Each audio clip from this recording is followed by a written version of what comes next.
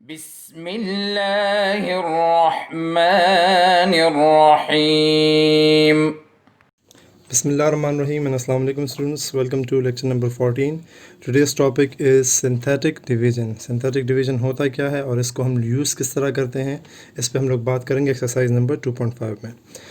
Synthetic division आपके पास simple algebraic division का ही एक प्रोसेस है, एक मेथड है। आप लोगों ने आम डिवीजन पढ़ी हुई है, जब हम लोग एक एल्जेब्रिक एक्सप्रेशन को दूसरे पे डिवाइड करते हैं। अब जब वो एक्सप्रेशन आपके पास छोटी एक्सप्रेशन हो, जिसमें टर्म्स कम हो या फिर जिसमें वेरिएबल पावर छोटी हो, तो हम लोग आम तरीके से जो हम लोगों ने डिवीजन का मेथड पढ़ा हो उस पर आप लोग आराम से डिवाइड कर सकते हैं। लेकिन अगर आपके पास कभी एक्सप्रेशन ऐसे हो जाए जिनमें टर्म्स की तादाद 7, 8, 9, 10 ऐसी हो जाए, ज़्यादा टर्म्स हो जाए, या फिर उसमें आपके पास वेरिएबल पावर बढ़ जाए, उसकी डिवीजन में फिर थोड़ा बहुत मसला आता है और वो डिवीजन आम मेथड से काफ़ी ज़्यादा लेंथी हो जाती है। उसके लिए यह प्रोसेस बनाया गया है सिंथेटिक डिवीजन। बहुत ही शॉर्ट, बहुत ही सिंपल मेथड है डिवीजन का।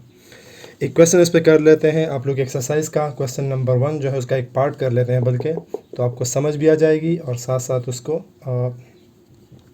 क्वेश्चन नंबर 1 का पार्ट 1 देख लें। क्वेश्चन नंबर 1 मैंने डॉट्स लिखे हैं, आप लोग स्टेटमेंट पढ़ लें। स्टेटमेंट ये, use synthetic division to find the quotient and remainder when the first polynomial is divided by the second binomial. Binomial में 2 टर्म्स होते हैं, पॉलिनोमियल में आपके पास आपकी मर्जी है जितने टर्म्स आप लिखना चाह सकते हैं। अच्छा, एक पॉलिनोमियल आपके पास डिवाइड हो रहा है एक बाइनोमियल पे। The polynomial is 3x³ - 2x² - x - 1। इसको हमने डिवाइड करना है x + 3 पे। यहाँ पर डिवीजन करनी है, इस पॉलिनोमियल को इस बाइनोमियल पे क्या करना है, डिवाइड करना है। अब डिवीजन अगर आप आम प्रोसेस में देखें, आप इसको अंदर लिखेंगे, इसको बाहर लिखेंगे, हम डिवीजन कर लेंगे। ये क्वेश्चन मैं कहूँगा, ये क्वेश्चन थोड़ा सिंपल है। इसको आप सिंपल जो आप लोगों ने डिवीजन पढ़ा उस पर भी हल कर सकते हैं, लेकिन बात ये नहीं है। सिंथेटिक डिवीजन यूज़ कब होती है, जब आपके पास क्वेश्चन कॉम्प्लिकेटेड हो जाते हैं। तो हम लोग प्रोसेस के यहाँ पर समझने के लिए तो आसान क्वेश्चंस कर रहे हैं, लेकिन जब आपके पास कॉम्प्लिकेटेड क्वेश्चन हो जाता है तो फिर हम उसके लिए क्या यूज़ करते हैं, सिंथेटिक डिवीजन यूज़ करते हैं। अच्छा जी, अब डिवीजन करते हैं। डिवीजन का मेथड क्या है? डिवीजन का मेथड बहुत ही सिंपल है और आसान सा मेथड है, बहुत ही स्पेसिफिक सा है। समझाता हूँ अभी आप लोगों को। इस पर मैं आप लोगों ने करना क्या, सबसे पहला स्टेप ये जो आपके पास नंबर है डिवाइज़र, इसको चलो एक नाम भी दे दें, let p of x is equal to p of x। मैं सिर्फ इस एक्सप्रेशन को नाम दे रहा हूँ, कोई ज़रूरी बात नहीं है, लेकिन ताकि आगे हम लोग आसानी से यूज़ करें, बजाय इसके कि पूरा बार बार लिखें, डायरेक्ट सिर्फ p ऑफ x लिखेंगे इसके बाद। सही है जी ना। हमने क्या करना होता है, ये जो x + 3 इसको कंपेयर करना होता है एक एक्सप्रेशन के साथ। तो एक्सप्रेशन ये है आपके पास, आपने इसको इस x - a के साथ कंपेयर करना होता है। x - a के साथ कंपेयर करने का मतलब क्या है, मैं उसका बात बताता हूँ आपको। ये जो a है ये हम लोग सिंथेटिक डिवीजन में यूज़ करते हैं। हम लोगों ने इसको इसका कंपेयर करके a की वैल्यू मालूम करनी होती है। उसके लिए आप ये करेंगे, अगर यहाँ प्लस है आपने इससे इस फॉर्म में लिख लेंगे। देखिए माइनस माइनस क्या आ जाता है, दोबारा प्लस आ जाता है, लेकिन हम लोग ये माइनस यूज़ करते हैं ताकि इन दोनों साइड्स पे आपके पास साइन भी सेम हो जाए। x तो ऑलरेडी सेम है, x के बाद माइनस माइनस साइन भी सेम हो गया। अब a की वैल्यू यहाँ से क्या आ जाती है आपके पास, a की वैल्यू आपके पास आ जाती है -3।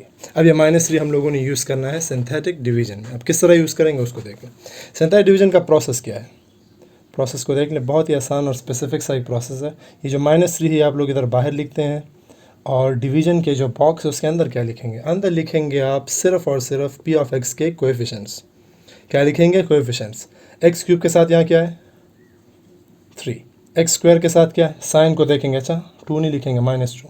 x के साथ क्या है 1, के साथ क्या है कांस्टेंट नंबर क्या है -1। एक और बात यहाँ सुन लें, आगे क्वेश्चन में भी आएगा लेकिन यही से सुन लें।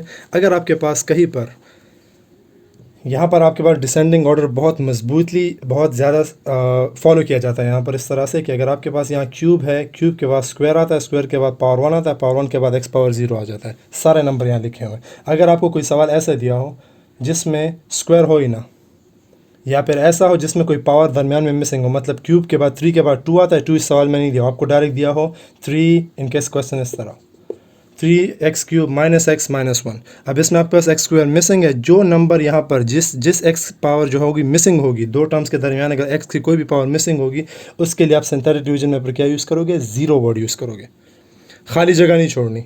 ये नहीं कि आप लिखेंगे 3 - 1 - 1, नहीं, x² वाले की जगह पर आप लोगों ने क्या यूज़ करना है, 0 यूज़ करना है। ये लाजमी शर्त होगी इसमें। सही है जी। इस वक्त आपके पास सारी पावर जो है बिल्कुल सही तरीके से मौजूद है, मतलब आपके पास क्यूब भी है, 2 भी है, 1 भी है और फिर लास्ट में x पावर 0 भी है। अब सिंथेटिक डिवीजन की तरफ आए। डिवीजन किस तरह करेंगे? डिवीजन का प्रोसेस ये होगा कि जो आपके पास पहला नंबर है 3 एग्जैक्टली इसी तरह नीचे उतार दोगे। इसके बाद यहाँ जो भी नंबर्स आएंगे इनको इस नंबर के साथ मल्टीप्लाई करते जाना है आपने। 3 मल्टीप्लाई बाय -3 क्या आ जाता है? -9 आ जाता है। फिर आपने इन दोनों नंबर्स को आपस में क्या करना है? प्लस करना है। 9 + 2 क्या आता है? देखें सेम साइंस है यहाँ पर आपके पास, तो एडिशन ही होगी। 9 + 2 क्या आ जाएगा? 11 आएगा, लेकिन साइन किसका लेगा? माइनस का लेगा। दरमियान में वाज़े गैप छोड़ना है आप लोगों ने। अच्छा, माइनस माइनस प्लस, 11 3 आर 33 आ जाएगा आपके पास। 33 - 1 से क्या आ जाता है? 33 - 1 से आपके पास आ जाएगा 32। 32 मल्टीप्लाई बाय 3 से क्या आ जाता है? 96। यहाँ स्पेस जगह छोड़ दें। 96 - 1 से क्या आ जाता है? 95। सॉरी -96 आ जाता है। +33 एंड 33 - 1 -32 32, हाँ जी, -96 एंड इससे आ जाएगा आपके पास 97 विद अ माइनस। सही है जी, ये हो गई आपके पास डिवीजन। अच्छा जी, ये हो गया आपके पास डिवीजन कंप्लीट। एक और बात, यहाँ पर जो क्वेश्चन है मैंने बुक में भी देखा, क्वेश्चन में यहाँ पर प्लस है, +2 है, तो यहाँ पर आप +2 लगाए तो आंसर डिफरेंट आएगा, प्रोसेस यही रहेगा। अच्छा, तरीका जो है सवाल का यही रहेगा। तो मैं तरीका मैं समझाता हूँ। अब हम लोग डिवीजन कर लेते हैं। डिवीजन के बाद अब इससे हम लोगों ने आंसर किस तरह मालूम करना है उसको देख लें। ये जो लास्ट नंबर होता है इसको हम लोग मुकम्मल अलग कर लेते हैं, इसकी वजह भी बताता हूँ। और ये जो बाकी रिमेनिंग पार्ट है इसको हम किस तरह लिखते हैं? सो Q ऑफ x, जो आपके पास डिवीजन के बाद आंसर आता है वो इससे किस तरह मालूम करेंगे? आंसर इस तरह मालूम करना है कि आपने जो लास्ट नंबर है इसको हटाने के बाद यहाँ से स्टार्ट करना है। आप लिखेंगे 32, फिर इसके साथ या 32 के साथ यहाँ प्लस है, आप प्लस निशान लगाएंगे। अगला क्या है? 11 है। 11 के साथ फिर आप लिखोगे x पावर 1। अगला नंबर क्या है? 3, x पावर 2। अगला नंबर होता है x power 3, x power 4, x power 5। इस फॉर्म में आप लोगों ने इस क्वेश्चन को लिख लेना है। और ये क्या होता है? कोशेंट होता है, कोशेंट ऑफ x। जो आपके पास डिवीजन में जो ऊपर नंबर आता है वो आपके पास आ गया। और जो लास्ट बॉक्स में रिमेनिंग पार्ट होता है इसको आप कहते हैं remainder. Remainder is equal to -97। ये हो गया आपके पास सिंथेटिक डिवीजन से डिवीजन करने का तरीका। सही है जी, समझ आ गई होगी होपफुली। एक और क्वेश्चन कर लेते हैं। इसके जो बाकी 2 पार्ट्स आप लोग खुद ट्राई कर लें। हम करते हैं क्वेश्चन नंबर 2। इसमें सिंथेटिक डिवीजन भी है और के की वैल्यू भी मालूम करनी है, तो 2 पार्ट्स उसमें हो जाएंगे। क्वेश्चन नंबर 2 आपके पास है, use synthetic division to find the value of K if -2 is 0। Is a 0 of polynomial का मतलब क्या है? इज़ अ 0 यहाँ पर लिखा हो, फैक्टर लिखा हो या फिर रूट लिखा हो, इन तीनों का एक ही मतलब होता है। इसका मतलब ये होता है कि आपके पास ये नंबर जो है ये इस पर कंप्लीट डिवाइड होता है और रिमाइंडर आपके पास 0 आता है। ये मतलब होता है 0 का या फिर फैक्टर का या फिर आपके पास रूट का, यही मतलब होगा। सही है जी, आपके पास डिफरेंट ये तीनों नाम यूज़ होंगे इसमें। जहाँ पर ये वर्ड्स आएंगे इसका मतलब क्या होगा कि जब इसको आप -2 पे डिवाइड करोगे आपके पास क्या आना चाहिए? रिमाइंडर 0 आना चाहिए। यूजिंग सिंथेटिक डिवीजन, डायरेक्ट मैं स्टार्ट कर रहा हूँ। सिंथेटिक डिवीजन यूज़ कर ले डायरेक्टली बस। -2 आपके पास यहाँ पर आकर एक और देख लें, x में नहीं दिया हुआ, x -2 नहीं दिया हुआ। अगर यहाँ पर इसके साथ x लिखा होता तो फिर हम लोग x - 1 इसके साथ कंपेयर करके a की वैल्यू मालूम करते वो यहाँ पर पुट करते हैं। जब आपके पास सिर्फ सिंगल नंबर दिया होगा सिर्फ नंबर यूज़ करोगे। कोएफिशिएंट पुट कर लें, x³ के साथ यहाँ 1, x² के साथ -4, x के साथ k and last number is the constant 8। 1 अपनी जगह पे ऐसे ही आ जाएगा। 1 multiply by -2, -2 -2 -4 -6, minus plus 6 2s are 12। k + 12 से क्या आ जाएगा? k + 12 भी आ जाएगा इससे। अब k + 12 को इससे मल्टीप्लाई करें, गौर से देख, k मल्टीप्लाई बाय -2, इसको थोड़ा सा बाहर कर लें, -2k and 12 multiply by 2 plus minus 12 2s are 24। अब देख लें k जो है इसके साथ k है, k तो इसके साथ कोई ऐड वगैरह नहीं हो सकती, तो -2k अपनी जगह पे रह जाएगा। लेकिन ये जो दूसरा टर्म है ये एडिशन इसके साथ हो सकती है, सब्ट्रैक्शन हो सकती है। -24 + 8 से क्या आ जाएगा आपके पास? -16। ये आपके पास रिमाइंडर आ गया। लेकिन आपको क्वेश्चन में क्या दिया हुआ है? -2 is the 0 of the polynomial. इसका मतलब क्या है? इसका मतलब ये है आपके पास एज लिखेंगे आप -2 इज़ 0 ऑफ, मैंने p ऑफ x नाम नहीं दिया यहाँ पर, चलो पूरा लिखना पड़ेगा। आप x³ -4x² + kx + 8। सो रिमाइंडर क्या होगा? Remainder will be equal to 0। जब रिमाइंडर आप इक्वल टू 0 ले लेते हैं, अब आसानी से आप आंसर मालूम कर सकते हैं। 16 को तो शिफ्ट कर लें +16, और जब इसको डिवाइड कर लेंगे क्या आ जाएगा? 16 डिवाइड बाय -2 -8। ये हो गई आपके पास k की वैल्यू। अगर आप -8 यहाँ पुट भी कर लें तो आपके पास आंसर देख लें, -8 यहाँ पुट कर लो, -2 मल्टीप्लाई बाय -8 प्लस 16, 16 - 16 से क्या आ जाता है, रिमाइंडर 0 आ जाता है। तो ये हो गया आपके पास के की वैल्यू को फाइंड करने का तरीका। इससे पहले वाले क्वेश्चन में हम लोगों ने सिर्फ एक चीज़ जो थी के की वैल्यू फाइंड की। क्वेश्चन नंबर 3 में आपने दो चीज़ें फाइंड करनी है, पी भी फाइंड करना है, क्यू भी फाइंड करना है। और इन दो चीज़ों को फाइंड करने के लिए आपको अब दो फैक्टर्स दिए हुए हैं। दो फैक्टर्स का मतलब क्या है कि आपके पास फैक्टर्स का वर्ड आ गया, इसका मतलब है कि ये जो है इस पर कंप्लीट डिवाइड होता है, रिमाइंडर 0 आएगा, और ये इस पर भी कंप्लीट डिवाइड होता है, रिमाइंडर अगेन मुकम्मल 0 आएगा। अब यहाँ पर आपके साथ एक्स मौजूद है इसके साथ, तो हम लोगों ने यहाँ से क्या करना होगा, अब इसको कंपेरिजन से x - a के साथ कंपेयर कर लेना है दोनों को। और आपके पास यहाँ से क्या आ जाएगा, a की वैल्यू क्या आ जाएगी, देखें। अच्छा चले दो स्टेप ज़्यादा कर लें, एक मरतबा हमने सिर्फ ऐसा क्वेश्चन किया है। -1 आप लोगों ने बिल्कुल साइन भी सेम करना होगा, x भी सेम करना होगा। a की वैल्यू क्या आ जाएगी, -1 1। दूसरा भी फाइंड कर लें, x - a is equal to x - 2। यहाँ पर तो साइन ऑलरेडी सेम है, तो a की वैल्यू डायरेक्टली क्या आ जाएगी, +2। ये दो फाइंड करने के बाद हम क्या करेंगे, अब आपके पास जो यहाँ पर तो आई थिंक नहीं आ सकता, चले मिटाते हैं इसको। अब हमने क्या करना है, इन दोनों को डबल डिवीजन करनी है, सिंथेटिक डबल डिवीजन करनी है। अब डबल डिवीजन किस तरह होती है उसको देख लें। लेकिन ये बात आपने याद रखनी है, x+1 and x + 1 x - 2 are the factors. इसका मतलब क्या है, रिमाइंडर जो आएंगे वो क्या होंगे, इक्वल टू 0 लेंगे हम लोग। सिंथेटिक डिवीजन हमने यूज़ करनी है। आपके पास जो x हम लोगों ने दो फाइंड किया, तो इसमें से अब आपकी मर्ज़ी है जो पहले लेना चाहें। x इज़ इक्वल टू 2 भी ले सकते हैं, जो a की वैल्यू 2 है वो भी ले सकते हैं, या फिर a की वैल्यू जो -1 आई थी। आप दोनों में यूज़ तो दोनों ही करना है। ऑर्डर आप लोग की अपनी मर्ज़ी है, पहले 2 लेते हैं, पहले 1 लेते हैं, उस पर कोई पाबंदी नहीं है। अब यहाँ पर अंदर हमने क्या लिखना है, कोएफिशिएंट्स लिखने हैं। कोएफिशिएंट्स आपके पास क्या है, x³ के साथ क्या था, पहले 1 है, x² के साथ क्या है, p है, x के साथ क्या है, q है, और लास्ट में कांस्टेंट नंबर क्या है, 6 है। सिंपल डिवीजन कर ले, सिंथेटिक हमने जो भी कर लिया। पहला नंबर ऐसे ही नीचे आ जाएगा, 1 मल्टीप्लाई बाय -1। अब इन दोनों की एडिशन तो पॉसिबल नहीं है, तो आपके पास क्या आ जाएगा, p-1। दोबारा multiply, p multiply by -1 minus p, 1 multiply bye 1 minus plus. अब इन दोनों की एडिशन भी पॉसिबल नहीं है, आपके पास आ जाएगा q - p + 1। इसको मल्टीप्लाई कर ले, अगेन सारे साइन चेंज हो जाएंगे सारे साइन चेंज आएंगे, आपके पास आ जाएगा -q + p - 1। देखें q और p तो ऐड नहीं हो सकता, तो आपके पास p q इस तरह ही रह जाएगा, और 6 - 1 से क्या आ जाएगा, 5। ये रिमाइंडर है, ये रिमाइंडर इक्वल टू क्या होगा, 0 होगा। अब आपको मैंने बताया इसमें हम लोगों ने डबल डिवीजन करनी है। डबल डिवीजन का तरीका ये होता है कि जब एक बार डिवीजन करके आपने रिमाइंडर अलग कर दिया, इसको छोड़ देंगे। अब ये जो बाकी रिमेनिंग पार्ट है, अब इसको आपने डिवाइड करना है उस दूसरे नंबर पे। दूसरा नंबर क्या था हमारे पास, 2। अब हमने इसको क्या करना है, दोबारा डिवीजन करनी है इसमें, लेकिन अब किस पे डिवीजन करेंगे, जो दूसरा नंबर आपके पास रह गया 2 पे। रिमाइंडर ख़त्म हो गया, अच्छा सिर्फ इन तीनों को करेंगे। 1 नीचे आ जाएगा ऐसे ही, 1 मल्टीप्लाई बाय 2 2, p अपनी जगह पर रह जाएगा, और 2 - 1 से क्या आ जाता है, +1। p multiply by 2 2p, 1 multiply by 2 2, 2p - p, p आ जाएगा, प्लस q अपनी जगह पर रह जाएगा, और 2 + 1 से क्या आ जाता है, 3। ये हो गया आपके पास दूसरा रिमाइंडर। दोनों रिमाइंडर को इक्वल टू 0 लेंगे आप, सही है। आप लिख लेंगे ये लाइन एज x -1 था क्या, +1 एंड x - 2 आर फैक्टर्स।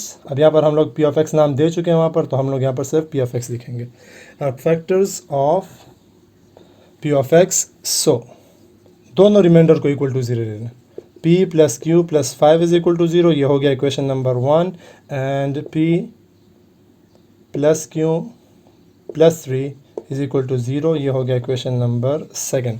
दोनों में आपके पास देखें, अब यहाँ पर हम लोग अगर सब्ट्रैक्शन करते हैं, दोनों की सब्ट्रैक्शन से आपके पास क्या हो सकता है, q कैंसिल हो सकता है, या p कैंसिल हो सकता है।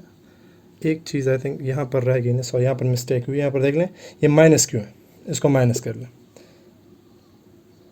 ठीक है जी। अब अगर हम इन दोनों इक्वेशन को क्या करते हैं, आपस में प्लस करते हैं, इधर ही मैं प्लस करूँगा डायरेक्ट, ठीक है जी। इन दोनों एक्सप्रेशन को आपस में क्या कर लें, प्लस कर लें। क्यों क्या हो जाएगा, कैंसिल हो जाएगा। p + p से क्या आता है, 2p, एंड 5 + 3 से क्या आ जाता है, 8। 8 को उधर शिफ्ट कर लें, -8, and p is equal to -4। p की वैल्यू फाइंड हो गई। p की वैल्यू आप पुट कर लें इक्वेशन नंबर 1 में, या फिर 2 में पुट कर लें, आपके पास q की वैल्यू आ जाएगी, और आपका आंसर कंप्लीट हो जाएगा। इक्वेशन नंबर 2 में पुट कर लेते हैं, p is equal to -4। Equation number 2 आपके पास क्या है, p + q + 3 is equal to 0। p की जगह क्या पुट करेंगे, -4 + q + 3 इज इक्वल टू 0। -4 + 3 से क्या आ जाएगा, -1, और जब -1 को उधर शिफ्ट कर लेंगे क्या आ जाएगा, +1। तो ये हो गई आपके पास p एंड q की वैल्यूज़ फाइंड। इसके बाद का जो क्वेश्चन है उसमें आप लोगों ने एग्जैक्ट यही तरीका करना है, उसमें आप लोगों ने मालूम करना है a और b, तो आप लोगों ने खुद ट्राई कर लेना है। क्वेश्चन नंबर 5 करते हैं।